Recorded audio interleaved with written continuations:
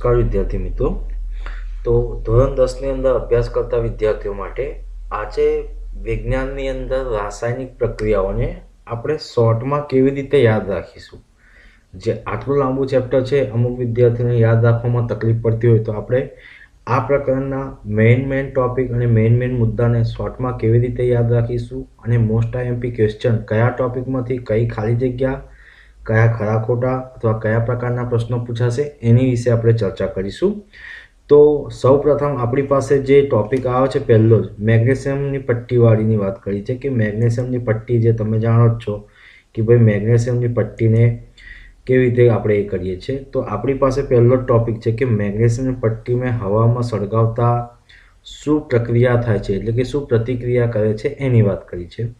તો જો મેગ્નેશિયમની પટ્ટીને જો તમે હવામાં સળગાવો છો તો સૌથી પહેલાં રિએક્શન છે કે મેગ્નેશિયમ પટ્ટી જ્યારે તમે હવામાં સળગાવવામાં આવે તો એના અંદર ઘણી બધી પ્રકારની રિએક્શન થાય છે। પણ પહેલાં જોઈએ તો મેગ્નેશિયમ પટ્ટીને જો તમે સળગાવો તો જગારામાંથી સફેદ જ્યોતથી સળગે છે અને સફેદ પાવડરમાં પરિવર્તિત થાય છે, બરાબર છે। એટલે કે મેગ્નેશિયમ પટ્ટી જ્યારે સળગે છે ત્યારે એકદમ જગારોમાં આવે છે, એકદમ જલ્દીથી સળગી જાય એવી લાગે છે તમને। અને એ જે સળગ્યા પછી જે રાખ ઉત્પન્ન થાય છે એ રાખ એટલે કે એ સફેદ પાવડર જે છે એ રાખ એ શું શામાં પરિવર્તિત થાય છે?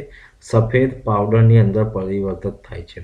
અને આ સફેદ પાવડર જે છે, આ જે સફેદ પાવડર જે છે, બરાબર છે, અહીંયા આગળ આ સફેદ પાવડરને આપણે શાના તરીકે ઓળખીએ છીએ? મેગ્નેશિયમ ઓક્સાઇડ તરીકે। શાના તરીકે ઓળખીએ છીએ આપણે?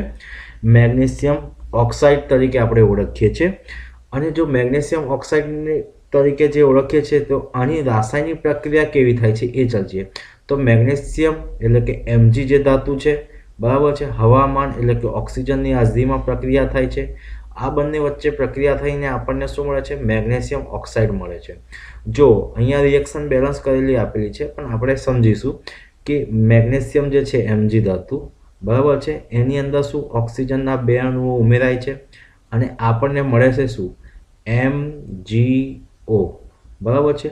હવે પ્રક્રિયા બેલેન્સ કરવા માટે આપણે સમજીએ કે આ બાજુ ઓક્સિજન કેટલા છે? 2 છે। તો આ બાજુ ઓક્સિજન 2 કરવા માટે આપણે આને શું કરીશું? 2 વડે ગુણવું પડશે। તો 2 વડે અહીંયા ઓક્સિજન 2 કરવા માટે 2 વડે ગુણ્યા તો તકલીફ એ થઈ કે આ બાજુ મેગ્નેશિયમ કેટલા છે? 2 છે। તો આને સરભર કરવા માટે આની આગળ શું કરીશું? આપણે 2 મૂકીશું। એટલે આપણી પાસે આ રિએક્શન બની કે Mg + O2 આપણને શું મળે છે? MgO। રિએક્શન બેલેન્સ કરવા માટે આપણે આ 2 અણુઓ મૂક્યા। ત્યારબાદ આપણે માટે જે ખાસ યાદ રાખવાના મુદ્દા જે છે યાદ રાખવા માટે, તો અહીંયા મેગ્નેશિયમ પટ્ટીને સળગાવતા પહેલાં આપણે શું કરવું પડશે? એક ક્વેશ્ચન છે કે મેગ્નેશિયમની પટ્ટીને સળગાવતા પહેલાં શા માટે સાફ કરવામાં આવે છે? કારણ જણાવો। તો આપણને ખબર છે કે ભાઈ મોસ્ટ આઈએમપી ક્વેશ્ચન છે, 2 માર્ક્સની અંદર, ભાઈ આઈએમપી છે, 2 માર્ક્સની અંદર પૂછાવાની સંભાવના હોઈ શકે છે, બરાબર છે। તો જોઈએ કે મેગ્નેશિયમ પટ્ટી જ્યારે તમે સળગાવો તો એની પહેલાં કાચ પેપર વડે ઘસીને સાફ કરવામાં આવે છે। કારણ કેમ કે મેગ્નેશિયમ પટ્ટી ધાતુ ખૂબ જ ક્રિયાશીલ હોવાથી, મેગ્નેશિયમ પટ્ટી જે ધાતુ જે છે ખૂબ ક્રિયાશીલ હોવાથી હવાની હાજરીમાં તે બહારની સપાટી પર મેગ્નેશિયમ ઓક્સાઇડનું નિષ્ક્રિય પડ બને છે। એટલે કે જે મેગ્નેશિયમ પટ્ટી હોય, બરાબર છે, આ મેગ્નેશિયમ પટ્ટી જો હવામાં બહાર પડી હોય તો આ મેગ્નેશિયમ પટ્ટી હવામાં એટલે કે હવામાં ઓક્સિજનની હાજરીમાં શું થઈ જાય છે? ઓક્સિજનની હાજરીમાં પ્રક્રિયા થઈ જાય છે, એટલે કે એની ઉપર શું કહે છે? નિષ્ક્રિય પડ બાજી જાય છે। તેથી તેને દૂર કરવા માટે આપણે કાચ પેપર વડે સાફ કરવામાં આવે છે, બરાબર। અને આ કાચ પેપર વડે એટલા માટે સાફ કરવામાં આવે છે કે મેગ્નેશિયમની પટ્ટીને સળગતી વખતે કોઈ પણ પ્રકારની તકલીફ પડે નહીં, એટલે કે કોઈ ઓલવાઈ ના જાય એટલા માટે। ત્યારબાદ આપણે બીજું ટોપિકની ચર્ચા કરીએ તો લેડ નાઇટ્રેટની, બરાબર છે। લેડ નાઇટ્રેટના દ્રાવણને પોટેશિયમ આયોડાઇડના દ્રાવણ વચ્ચે રાસાયણિક પ્રક્રિયા, બરાબર છે, લેડ નાઇટ્રેટ છે, બરાબર છે, એ લેડ નાઇટ્રેટનું દ્રાવણ જે છે એને આપણે પોટેશિયમ આયોડાઇડ વચ્ચે જે પ્રક્રિયા કરે છે એની ચર્ચા કરીએ। તો આપણને ખબર છે કે લેડ નાઇટ્રેટનું સૂત્ર છે PbNO3 ટ્વાઇસ, બરાબર છે। હવે આને પોટેશિયમ આયોડાઇડ એટલે કે Ki વડે, શાના વડે? Ki વચ્ચે રાસાયણિક પ્રક્રિયા થઈ લેડ આયોડાઇડ બને છે, બરાબર છે। હવે આ બંને વચ્ચે જે પ્રક્રિયા થાય છે એને પોટેશિયમ નાઇટ્રાઇટ એટલે કે KNO3 મળે છે, જેના કારણે દ્રાવણના રંગમાં પરિવર્તન આવે છે. હવે દ્રાવણના રંગની અંદર પરિવર્તન આવે ત્યારે જોઈએ કે લેડ નાઇટ્રાઇટનું અણુસૂત્ર આપણી પાસે શું છે, PbNO3 ટ્વાઇસ છે. લેડ નાઇટ્રાઇટ પાવડર જે છે એ કયા રંગનો હોય છે, તો કે સફેદ રંગનો હોય છે. પોટેશિયમ આયોડાઇડનું સૂત્ર આપણને ખબર છે Ki છે. પોટેશિયમ આયોડાઇડની જલીય દ્રાવણમાં કેવા હોય છે, રંગવિહીન હોય છે. કયા પ્રકારના હોય છે, રંગવિહીન હોય છે. અને લેડ આયોડાઇડનું રંગ આપણને કયા કલરનો જોવા મળે છે, તો પીળા કલરનો જોવા મળે છે. કયા કલરનું જોવા મળે છે, તો આપણને કયા કલરનું જોવા મળે છે, પીળા કલરનું આપણને જોવા મળે છે. ત્યારબાદ આપણે મોસ્ટ આઈએમપી ટોપિક લીધો છે ઝીંક. ઝીંકના ટુકડાની મદદથી હાઇડ્રોક્લોરિક એસિડ એટલે કે HCl અથવા મન સલ્ફ્યુરિક એસિડ સાથે પ્રક્રિયા. તો આપણી પાસે અહીંયા બે પ્રકારની પ્રક્રિયા છે. જુઓ અહીંયા આગળ બે વિભાજન પડ્યા છે. પહેલું છે ઝીંકના ટુકડાની મંદ હાઇડ્રોક્લોરિક એસિડ HCl અથવા મંદ સલ્ફ્યુરિક એસિડ એટલે કે H2SO4 સાથે જો પ્રક્રિયા કરીએ તો હાઇડ્રોજન વાયુ ઉત્પન્ન કરે છે. પરિણામે આપણને શું જોવા મળે છે, તો પરિણામે ઝીંકનો ટુકડાની આસપાસ હાઇડ્રોજન વાયુના શું દેખાશે, પરપોટા દેખાશે. શું દેખાશે, એની અંદર પરપોટા દેખાશે. હવે આ બાજુ જો કોનિકલ ફ્લાસ્ક અથવા કસ્ટનરીમાં ઝીંકના ટુકડો મંદ હાઇડ્રોક્લોરિક એટલે કે HCl અથવા મંદ સલ્ફ્યુરિક એસિડ એટલે H2SO4 સાથે પ્રક્રિયા થાય ત્યારે કોનિકલ ફ્લાસ્ક અથવા કસ્ટનળીને સ્પર્શ કરતા તે ગરમ લાગે છે. એટલે કે કસ્ટનળી કેવી થઈ જાય છે, કાચની જે કસ્ટનળી હોય છે, બરાબર છે, એ કસ્ટનળી આપણને શું લાગે છે, ગરમ લાગે છે. એટલે તેના તાપમાનની અંદર શું થાય છે, વધારો થાય છે. તો આપણને ખબર છે કોઈ બી રાસાયણિક પ્રક્રિયા થાય છે તો એ રાસાયણિક પ્રક્રિયાના લીધે એવી કોઈ બી એસિડ હોય યા તો કોઈ બી તત્વો હોય એની અંદર શું થાય છે, કોઈ બી દ્રાવણ હોય એના તાપમાનની અંદર શું થાય છે, વધારો જોવા મળે છે. હવે અહીંયા આપી છે કે નીચે આપેલા પૈકી કોઈ પણ અવલોકનની મદદથી રાસાયણિક પ્રક્રિયા થાય છે તે નક્કી કરવાનું છે. તો આપણને ખબર છે કે રાસાયણિક પ્રક્રિયા થાય તો તેની અવસ્થાઓમાં શું થાય છે, પરિવર્તિત થાય છે. બરાબર, તેના રંગની અંદર પણ પરિવર્તન જોવા મળે છે. ભાઈ રાસાયણિક પ્રક્રિયા થાય તો વાયુ ઉદ્ભવે છે અને છેલ્લે તાપમાનની અંદર પણ ફેરફાર થાય છે, એટલે કે બદલાવો આવે છે. તો આ ચાર મુદ્દા આપણને પૂછાઈ શકે કે ભાઈ રાસાયણિક પ્રક્રિયા થાય તો એની અંદર કયા પ્રકારના ફેરફાર જોવા મળે. બરાબર છે, તો રાસાયણિક પ્રક્રિયા થાય તો તે પહેલાં આપણને અવસ્થામાં પરિવર્તન, રંગમાં પરિવર્તન, વાયુનું ઉદ્ભવતું અને તાપમાનમાં પરિવર્તન. ત્યારબાદ આપણે જોઈએ છે બીજો ક્વેશ્ચન છે જે રાસાયણિક પ્રક્રિયાઓના પ્રકાર. મોસ્ટ આઈએમપી ક્વેશ્ચન, બરાબર છે, ઘણા બધા પહેલી પરીક્ષામાં પણ પૂછાઈ ચૂક્યું છે. અને આ રાસાયણિક પ્રક્રિયાઓના આપણે પ્રકાર જોઈએ તો આપણી પાસે 3 પ્રકાર છે. પહેલું જે છે સંયોગીકરણ છે, બીજું છે વિઘટન છે અને ત્રીજું છે વિસ્થાપન છે. આરામથી અને શાંતિથી 1 by 1 એની ચર્ચા કરીશું. તો પહેલાં સંયોગીકરણની પ્રક્રિયાની ચર્ચા કરીએ. તો સંયોગીકરણ પ્રક્રિયાની અંદર પહેલાં આપણે વ્યાખ્યા જોઈએ. તો જે રાસાયણિક પ્રક્રિયામાં શું કહે છે, 2 કે તેથી વધુ પ્રક્રિયકો વચ્ચે પ્રક્રિયા થઈ એક જ નિપજનું નિર્માણ થતું હોય તો તેવી રાસાયણિક પ્રક્રિયાને સંયોગીકરણ પ્રક્રિયા કહે છે. બરાબર છે, જે રાસાયણિક પ્રક્રિયામાં 2 કાં તો 2 કરતાં વધારે નિપજનું નિર્માણ થાય છે તેને શું કહેવાય, સંયોગીકરણ પ્રક્રિયા. હવે નિપજની ચર્ચા કરી તો આપણને ખબર છે કે તેની આ બાજુ શું હોય છે, પ્રક્રિયક હોય છે.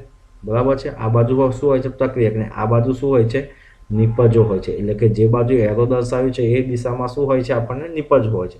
અને આ બાજુ જે નિપજ હોય છે એ કેટલા, 2 કાં તો 2 કરતાં વધારે હોવો જોઈએ. કેટલા, 2 કાં તો 2 કરતાં વધારે. તો આવી પ્રક્રિયાને શું કહેવામાં આવે છે, સંયોગીકરણ પ્રક્રિયા. એનું ઉદાહરણ પણ છે આપણી પાસે. તો એનું ઉદાહરણ આપણે ચર્ચા કરીએ તો કોલસાનું સળગવું. કોનું સળગવું, કોલસાનું એટલે કે કાર્બનનું સળગવું. તો કાર્બનનું સળગવું, તો કાર્બન એટલે કે C, કાર્બનને અંદર ઓક્સિજન ઉમેરીએ તો આપણને શું મળે છે ભાઈ, કાર્બન ડાયોક્સાઇડ મળે છે, એટલે કે CO2 મળે છે. તેવી જ રીતે બીજું એક ઉદાહરણ છે હાઇડ્રોજન અને ઓક્સિજનમાંથી પાણીનું નિર્માણ. એટલે કે હાઇડ્રોજન અને ઓક્સિજન બંને ભેગા થાય તો આપણને શું મળે છે, પાણી મળે છે. એટલે કે આપણી પાસે H2 છે અને હવામાં આપણને શું મળે છે, ઓક્સિજન મળે છે. તો આ બંનેની પ્રક્રિયાથી આપણને શું મળે છે, છેલ્લે પાણી મળે છે કે H2O પાણી મળે છે. કયા સ્વરૂપમાં મળે છે, લિક્વિડ સ્વરૂપમાં મળે છે. ત્રીજી એક પ્રક્રિયા છે સંયોગીકરણની. તો કેલ્શિયમ ઓક્સાઇડ એટલે કે CaO અને પાણી H2O સંયોજાઈને એક જ નિપજ અને કેલ્શિયમ હાઇડ્રોક્સાઇડ બનાવે છે. એટલે કે CaO અને H2O ભેગા થઈને આપણને શું, CaO એચ ટ્વાઇસ મળે છે. આપણી પાસે રિએક્શન પણ છે. આ રિએક્શન ઘણી વખત પરીક્ષામાં પૂછાયું છે. CaO સોલિડ સ્વરૂપે હોય છે. કયા સ્વરૂપે? ઘન સ્વરૂપે. અને આપણને તો ખબર છે કે ભાઈ પાણી કયા સ્વરૂપે હોય છે? H2O લિક્વિડ સ્વરૂપે હોય છે. તો આપણને શું મળે છે? તો આપણને મળે છે CaOH ટ્વાઇસ મળે છે. અને છેલ્લે જે છૂટું પડે છે આપણને શું મળે છે?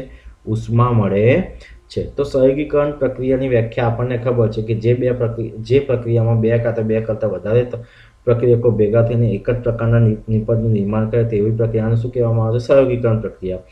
ભાઈ એની રાસાયણિક પ્રક્રિયાનું ઉદાહરણ તો કોલસાનું સળગવું, હાઇડ્રોજન અને ઓક્સિજનમાંથી પાણીનું નિર્માણ થવું, કેલ્શિયમ ઓક્સાઇડ અને પાણી સાથે સંયોજઈને શું મળે છે? CaOH ટ્વાઇસ પણ મળે છે. ત્યારબાદ આપણે વિદ્યાર્થી મિત્રો જોઈએ વિઘટન પ્રક્રિયા. બરાબર છે. વિઘટન પ્રક્રિયાની ચર્ચા કરતા પહેલા આપણે એની વ્યાખ્યા જોઈએ કે જે રાસાયણિક પ્રક્રિયામાં શું કહેવામાં આવે છે? જે રાસાયણિક પ્રક્રિયામાં એક જ પ્રક્રિયામાંથી શું કહે છે? એક જ પ્રક્રિયામાંથી બે અથવા બે કરતાં વધુ નિપજો મળતી હોય તેવી પ્રક્રિયાને વિઘટન પ્રક્રિયા કહે છે. શું કહે છે? કે જે રાસાયણિક પ્રક્રિયામાં એક જ પ્રક્રિયામાંથી બે અથવા બે કરતાં વધારે નિપજો મળતી હોય તેવી પ્રક્રિયાને વિઘટન પ્રક્રિયા કહે છે. હવે વિઘટન પ્રક્રિયાની અંદર વાત કરીએ તો એના પાછળ ત્રણ પ્રકાર. પહેલો પ્રકાર જોવા જઈએ તો આપણી પાસે કયું છે?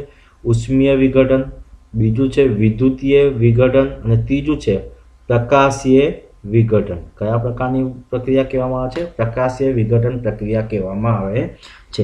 એટલે કે વિઘટન પ્રક્રિયાની અંદર કેટલા પ્રકાર પડે છે? ત્રણ પ્રકાર પડે છે. વ્યાખ્યા જોવા જઈએ તો જે રાસાયણિક પ્રક્રિયામાં એક જ પ્રક્રિયકમાંથી બે કરતાં વધુ નિપજો મળતી હોય તેવી પ્રક્રિયાને વિઘટન પ્રક્રિયા કહે છે.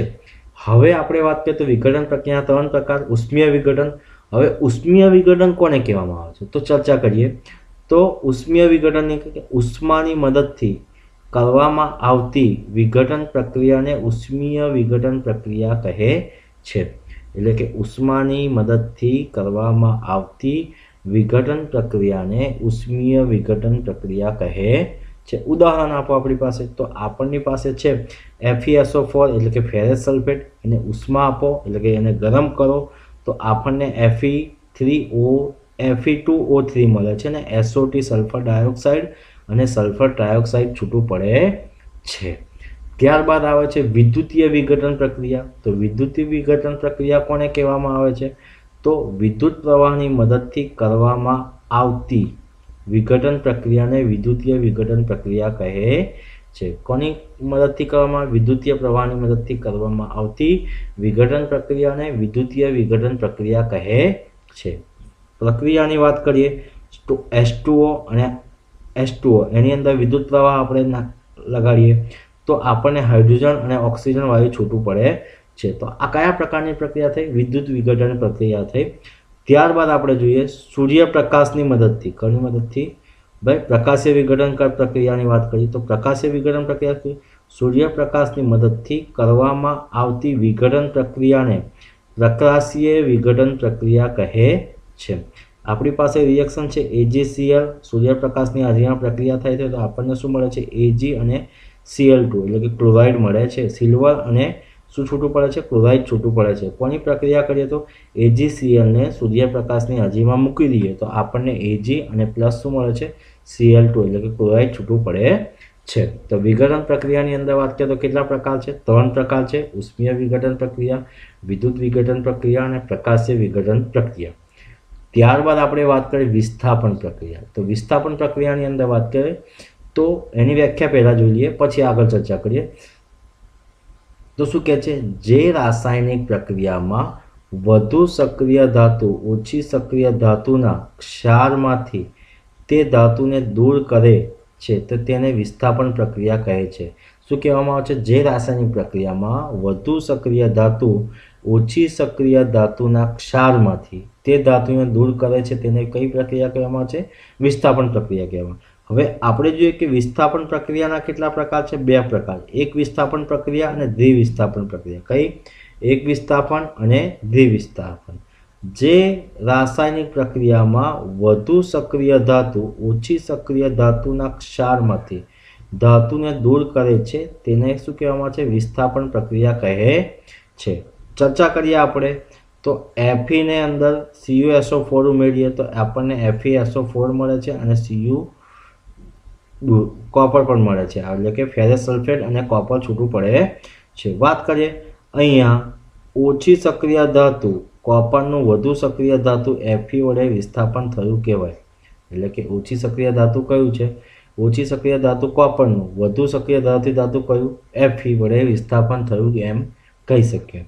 ત્યારબાદ આપણે વાત કરીએ દ્વિવિસ્થાપન પ્રક્રિયાની અંદર, બરાબર છે. તો દ્વિવિસ્થાપન પ્રક્રિયા જે રાસાયણિક પ્રક્રિયામાં બે પ્રક્રિયકો વચ્ચે આયનોની આપલે થતી હોય તેવી પ્રક્રિયાને દ્વિવિસ્થાપન પ્રક્રિયા કહે છે. જે રાસાયણિક પ્રક્રિયામાં બે પ્રક્રિયકો વચ્ચે આયનોની આપલે થતી હોય તેવી પ્રક્રિયાને દ્વિવિસ્થાપન પ્રક્રિયા કહે છે. રિએક્શન છે આપણી પાસે, તો આપણી પાસે રિએક્શન છે BaCl2, ભાઈ કયા સ્વરૂપે છે? એક્વાસ સ્વરૂપે ક્ષાર. અને આપણી પાસે NaSO4 છે, એ પણ કયા સ્વરૂપે છે? ક્ષાર. BaCl2 અને Na2SO4 બંને મિશ્રણ કરીએ તો આપણને શું? BaSO4 એ પણ ક્ષાર સ્વરૂપે મળે છે અને મીઠું છૂટું પડે છે, એટલે કે NaCl. દ્વિવિસ્થાપન પ્રક્રિયામાં બે સંયોજનો વચ્ચે આયનોની અદલાબદલી થાય છે. દ્વિવિસ્થાપન પ્રક્રિયામાં શું હોય છે કે બે સંયોજનો વચ્ચે આયનોની અદલાબદલી થાય છે. વિદ્યાર્થી મિત્રો, આ મુદ્દો યાદ રાખજો કે દ્વિવિસ્થાપન પ્રક્રિયાની અંદર ખરા ખોટાની અંદર પૂછાઈ શકે છે કે દ્વિવિસ્થાપન પ્રક્રિયામાં બે સંયોજનો વચ્ચે આયનની અદલાબદલી થાય છે. આપેલ વિધાન સાચું છે કે ખોટું તો તમારે જણાવવાનું છે. તો આ રહ્યા વિદ્યાર્થી મિત્રો ખૂબ જ મોસ્ટ IMP ટોપિક અને તફાવત સ્વરૂપે પૂછાઈ શકે છે અને 2 માર્ક્સની અંદર પણ પૂછાઈ શકે છે. રાસાયણિક પ્રક્રિયાનો પ્રકાર કેટલા? તો રાસાયણિક પ્રક્રિયાના કેટલા પ્રકાર? 3 પ્રકાર છે. પહેલું છે આપણી પાસે કયું છે ભાઈ? તો આપણી પાસે પહેલું છે સંયોગીકરણ, બીજું છે વિઘટન પ્રક્રિયા અને ત્રીજું છે વિસ્થાપન પ્રક્રિયા. સંયોગીકરણ પ્રક્રિયા કોને કહેવામાં આવે છે? તો કે જે રાસાયણિક પ્રક્રિયામાં 2 કાં તો 2 થી વધુ પ્રક્રિયકો વચ્ચે પ્રક્રિયા થઈને એક જ પ્રકારનું નિપજનું નિર્માણ થતી હોય તેવી પ્રક્રિયા રાસાયણિક પ્રક્રિયા કહેવામાં, એટલે સંયોગીકરણ પ્રક્રિયા કહેવામાં આવે છે. વિઘટન પ્રક્રિયાની વાત કરીએ તો વિઘટન પ્રક્રિયાના 3 પ્રકાર છે: ઉષ્મીય વિઘટન, વિદ્યુત વિઘટન અને પ્રકાશીય વિઘટન. વિસ્થાપન પ્રક્રિયાની ચર્ચા કરીએ તો એમાં 2 પ્રકાર છે: એક વિસ્થાપન અને દ્વિવિસ્થાપન પ્રક્રિયા. તો મોસ્ટ IMP ટોપિક છે વિદ્યાર્થી મિત્રો, અને આરામથી એને એકદમ સારી સમજીને અને તૈયાર કરજો. આની અંદરથી પ્રશ્નો પૂછાઈ શકે છે. ત્યારબાદ આપણે જોઈએ નેક્સ્ટ ટોપિક ઉષ્માક્ષેપક પ્રક્રિયા, બરાબર છે. આ પણ 2 માર્ક્સની અંદર પૂછાવાની પૂરેપૂરી સંભાવના હોઈ શકે છે, બરાબર છે. તો ઉષ્માક્ષેપક પ્રક્રિયા કોને કહે છે એની વ્યાખ્યા પહેલા સમજીએ. તો શું કહે છે કે જે રાસાયણિક પ્રક્રિયામાં નિપજ નિર્માણ સાથે ઉષ્મા મુક્ત થતી હોય, એટલે કે કોઈ બી રાસાયણિક પ્રક્રિયા થાય એના નિપજનું નિર્માણ સાથે જે બી પ્રક્રિયા આપણને મળતી હોય, મુક્ત થતી હોય, તે બધી પ્રકારની પ્રક્રિયાને શું કહેવામાં આવે છે? ઉષ્માક્ષેપક પ્રક્રિયા કહેવામાં આવે છે. કઈ પ્રક્રિયા કહેવામાં આવે છે? ઉષ્માક્ષેપક. ઉદાહરણની વાત કરીએ તો ઉદાહરણ તરીકે પહેલું ઉદાહરણ છે આપણે કેલ્શિયમ ઓક્સાઇડ, એટલે કે CaO, અને એની અંદર પાણી ઉમેરી દઈએ. કેલ્શિયમ ઓક્સાઇડ અને પાણીનું સંયોજઈને કેલ્શિયમ હાઇડ્રોક્સાઇડ બનાવે છે અને પુષ્કળ પ્રમાણમાં ઉષ્મા ઉત્પન્ન થાય છે. એટલે કે કડી ચૂનાની અંદર તમે પાણી નાખો તો કેલ્શિયમ હાઇડ્રોક્સાઇડ એટલે કે ફોડેલો ચૂનો બને છે અને વધારે પ્રમાણમાં ઉષ્મા મુક્ત થાય છે. તમે જોયું હશે કે ભાઈ તમારા ઘરની દિવાલ દોડવાની હોય છે ત્યારે એ ચૂનાની અંદર તમે પાણી નાખો છો તો એ કેવું કરવામાં આવે છે? તો એ ચૂનાની અંદર આપણે પાણી નાખીએ તો આપણને શું મળે છે? કેલ્શિયમ હાઇડ્રોક્સાઇડ, એટલે આપણને શું મળે છે? ફોડેલો ચૂનો. અને જે એ ધુમાડો નીકળે છે, જે ઉષ્મા ઉત્પન્ન થાય છે, એ શું છે? ઉષ્મા મુક્ત થાય છે. બીજી રિએક્શન છે કુદરતી વાયુનું સળગવું, એટલે કે CH4 છે, બરાબર છે. અને એની અંદર ઓક્સિજન ઉમેરીએ તો શું થાય? CO2 અને H2O શું થાય છે? છૂટું પડે છે અને ઉષ્મા પણ આપણને મળે છે. ત્રીજું છે શ્વસન ઉષ્માક્ષેપક પ્રક્રિયા છે. શ્વસન શું છે? ઉષ્માક્ષેપક પ્રક્રિયા છે આપણે, બરાબર છે. વનસ્પતિ દ્રવ્યોનું વિઘટન થઈ ખાતર બનવું એ પણ એક ઉષ્માક્ષેપક પ્રક્રિયા છે, બરાબર છે. એના 4 ઉદાહરણ છે. કેલ્શિયમ ઓક્સાઇડ, એટલે કે કડી ચૂનાની અંદર પાણી ઉમેરીએ તો આપણને કેલ્શિયમ હાઇડ્રોક્સાઇડ મળે છે. બીજું છે કુદરતી વાયુનું સળગવું, બરાબર, CH4, અને એની અંદર ઓક્સિજન ઉમેરીએ તો આપણને CO2 અને H2O છૂટું પડે છે, એટલે આપણને છેલ્લે ઉષ્મા મળે છે. ત્રીજું છે શ્વસન, એ પણ ઉષ્માના પ્રક્રિયાનો પ્રકાર છે. ત્રીજું છે વનસ્પતિ દ્રવ્યોનું વિઘટન થઈ ખાતર બનવું, બરાબર છે, કુદરતી ખાતર કહીએ એ પણ એ ઉષ્માક્ષેપકના પ્રકાર છે. ત્યારબાદ આપણે વિદ્યાર્થી મિત્રો જોઈએ ઉષ્મા શોષક પ્રક્રિયા. કઈ પ્રક્રિયા જોઈએ? ઉષ્મા શોષક. વ્યાખ્યાની ચર્ચા કરીએ તો જે રાસાયણિક પ્રક્રિયામાં નિપજનું નિર્માણ સાથે ઉષ્માનું શોષણ થતું હોય તેવી પ્રક્રિયાને ઉષ્મા શોષક પ્રક્રિયા કહે છે. જે રાસાયણિક પ્રક્રિયામાં નિપજોનું નિર્માણ સાથે ઉષ્માનું શોષણ થતું હોય તેવી પ્રકારની પ્રક્રિયાને ઉષ્મા શોષક પ્રક્રિયા કહે છે.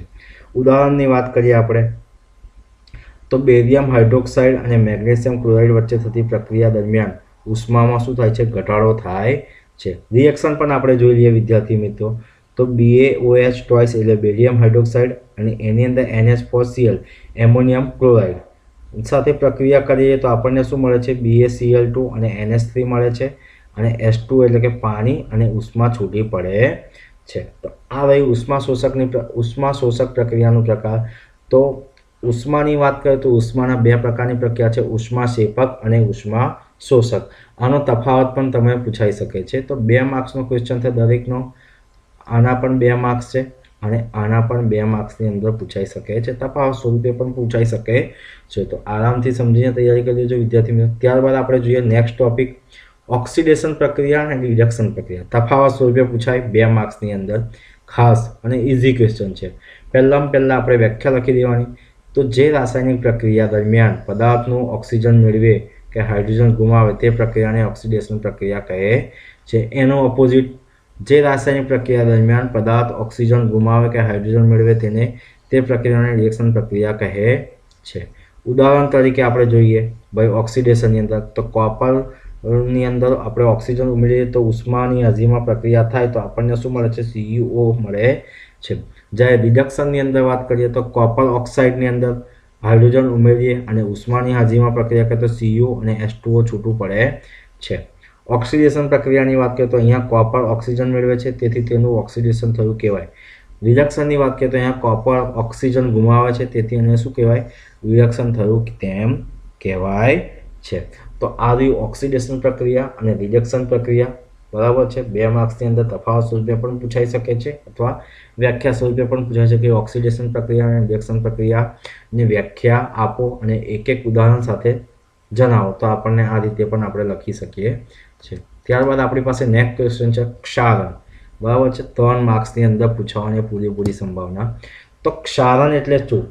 તો આપણે જાણીએ છીએ કે કોઈ બી ધાતુ પર ક્ષાર એટલે કે કાટ લાગી જાય તેને શું કહેવામાં આવે છે? ક્ષારણ કહેવામાં આવે છે. હવે જોઈએ આપણે ચર્ચા કરીએ ક્ષારણ વિશે.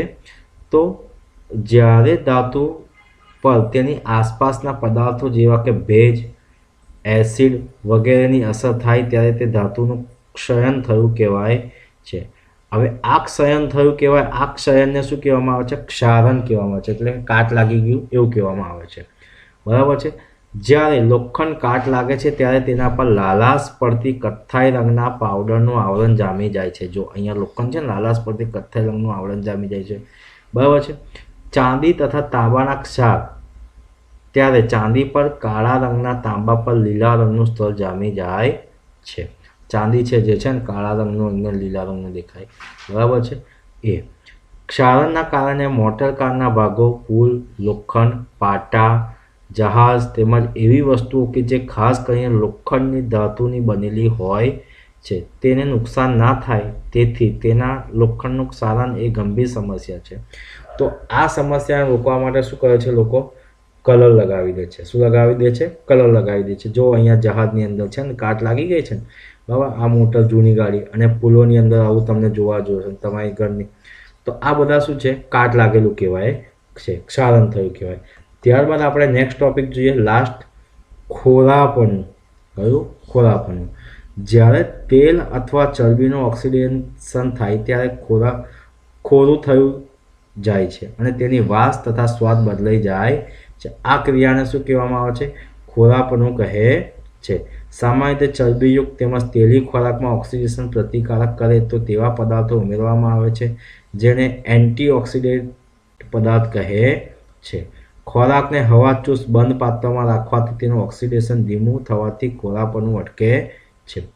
અને વાત કરીએ તો બટાકા જે પડીકા તમે ખાઓ છો બાલાજી અને વેફર ગોપાલના, એની વાત કરીએ તો બટાકા ચિપ્સ બનાવવાળી ચિપ્સનું ઓક્સિડેશન થતું અટકાવવા માટે એ બેગની અંદર નાઇટ્રોજન જેવા નિષ્ક્રિય વાયુ ભરવામાં આવે છે. આ મુદ્દો જે મેં ગોલ સર્કલ કર્યું છે ખાસ યાદ રાખવાનું છે કે જે ગોપાલનું પડીકું બાલાજીનું પડીકું જે છે એની અંદર એ ખોરાક ખરાબ ના થઈ જાય, બરાબર છે. તો એને ઓક્સિડેશન થતું અટકાવવા માટે એ બેગની અંદર કયો વાયુ ભરવામાં આવે છે? નાઇટ્રોજન જેવા નિષ્ક્રિય વાયુ ભરવામાં આવે છે. હવે નાઇટ્રોજન કયા પ્રકારનો વાયુ છે તમને ખબર છે? કયું છે? તો ભાઈ કે ઝેરી વાયુ કહેવાય. કયો? ઝેરી. તો વિદ્યાર્થી મિત્રો, આ રહ્યા તમારા પ્રકરણ 1ના મોસ્ટ આઈએમપી ટોપિક. કયા? Most IMP topic. તો આ ટોપિકને તમે સમજીને આરામથી તૈયાર કરી લેજો.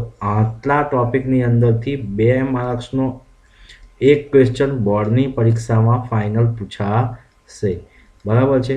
અને વિદ્યાર્થી મિત્રો, તમને બને તો આ વિડીયોને શેર કરજો, લાઈક કરજો અને કમેન્ટ કરજો. જય હિન્દ, જય ભારત.